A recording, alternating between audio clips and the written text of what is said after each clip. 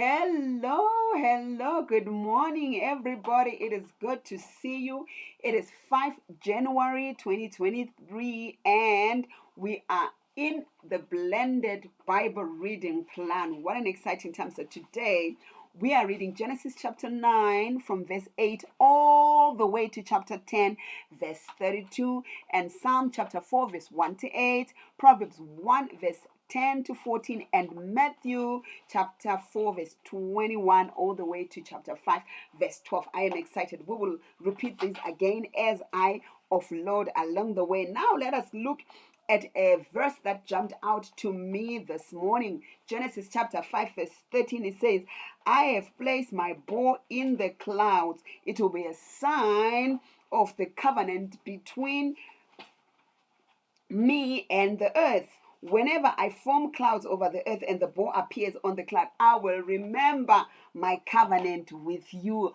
Oh, wow, what an exciting thing. Is there a sign that God has given you that throughout the year you will be looking at that sign and you will be reminded that God is with you and that God will not do a certain thing or he will do a certain thing? You know, God has been so big throughout, the history of time that he wants to give us a sign so we know what is coming.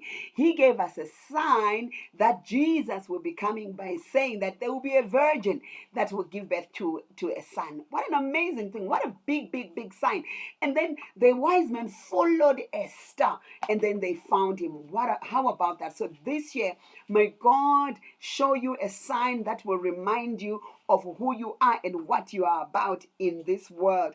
Well, it says in verse 17, God said to Noah, this is the sign of the covenant that I have confirmed between me and all flesh of the earth.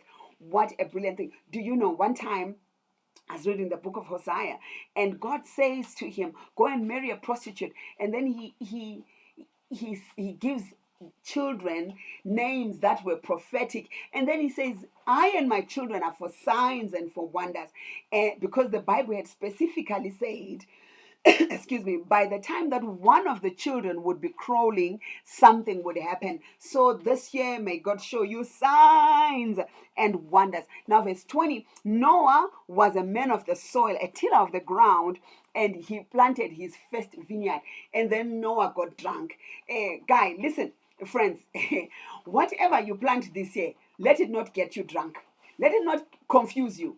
Whatever project God gives you to do and it becomes a success, make sure that it doesn't get you drunk and gets to your head and you end up losing your dignity. There are many that God has given wealth, God has given ideas, and now you are drunk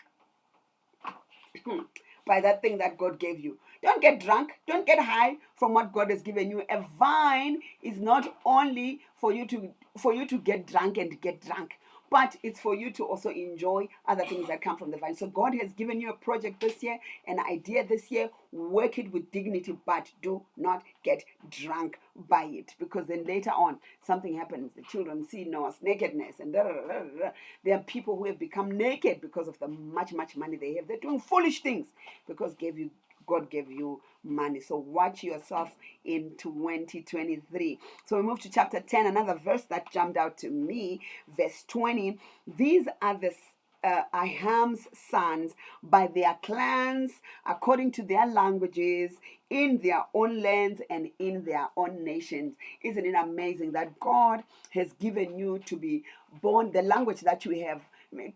Listen, I'm okay. Speak English. I think I speak good English, but I also speak very good Ndebele, and I speak very good Shona. So don't you think that God gave you your language? Oh, I'm about to pop water. Let me calm down. So, God gave you your mother tongue so that you could speak it.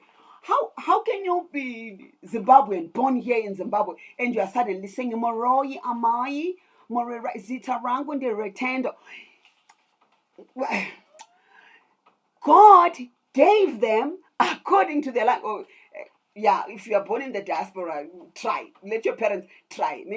Please try. God gave you your language. God gave you your clan. That's your identity. There is a blessing in being who you are. And if you go to Acts chapter 17, one of my favorite verses, and then again, I love the Bible. All scripture is given, God breathed, and it will help.